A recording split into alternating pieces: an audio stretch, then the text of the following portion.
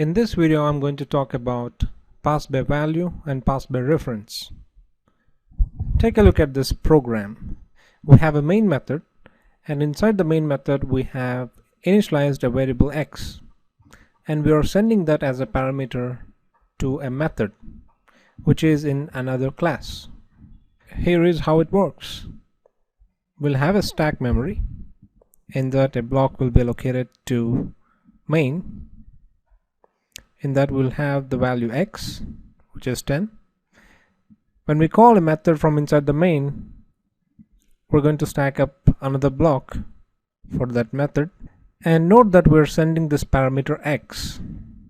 If we are talking about pass by reference, then we're actually sending this value to this block. In Java, it is not supported. In Java, there is nothing called pass by reference. We only have pass by value, wherein we'll send a copy of that variable. So when we do this, we're actually making a clone or a copy of this field, and we're sending it to this method. So we'll have another variable. The scope of this variable is within this method, and once this method exits, then this block will get freed.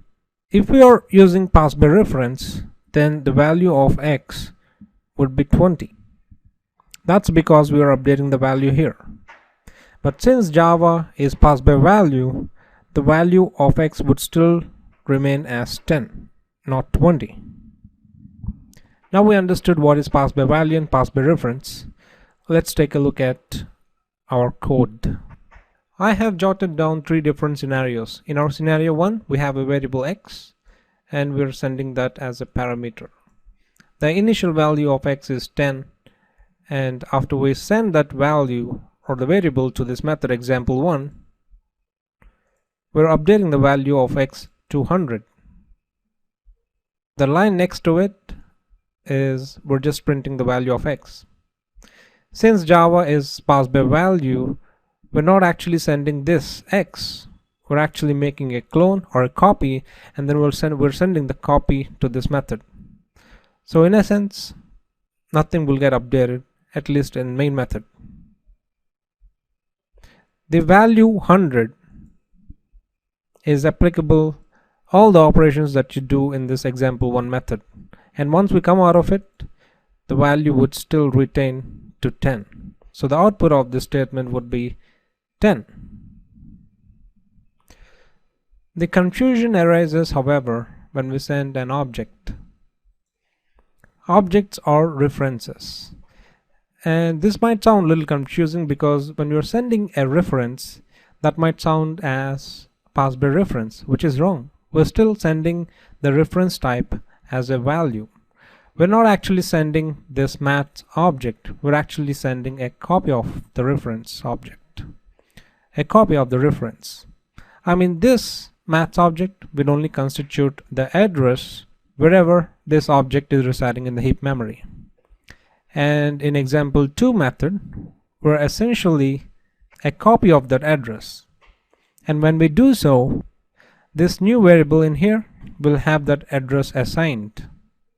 And the scope of this variable is actually within the block of this. I think this can be better explained in the whiteboard. Let me take you there. Again, let's assume we have a stack memory and heap memory. Since we have created two new objects, we'll have an object of examples, we'll have another object for maths with some addresses. In our main method stack block, we'll have these reference variables obj and maths obj. We're good so far. Now in here we're calling a method, and whenever we call a method, we'll have a new block created in the stack for that method. For example 2. And when we're sending this object, we're not actually sending this reference type. We're actually sending a copy of it. So a copy of this is made and is made available here as well. Maths object. But take a note of this. both these two reference variables are actually pointing to the same object. Hence, this statement in here, object.x, if we make it to 100, the change will reflect in here as well. When we do system.out.println mathsObject.addition, then it's going to find the sum of 100 and 5, because the value x, which was 5, is now updated to 100. Now let's go back to our code. We have a third scenario here. I'm essentially doing the same thing what we're doing here, but if you go inside that method, example 3, I'm creating a new maths object and assigning that object to this new reference variable, and then I'm trying to update the value of x in here. I have jotted the same code in our whiteboard as well, and let me explain you over there. Once again, we'll have a stack memory and heap memory with two objects. One is of examples, one is of maths.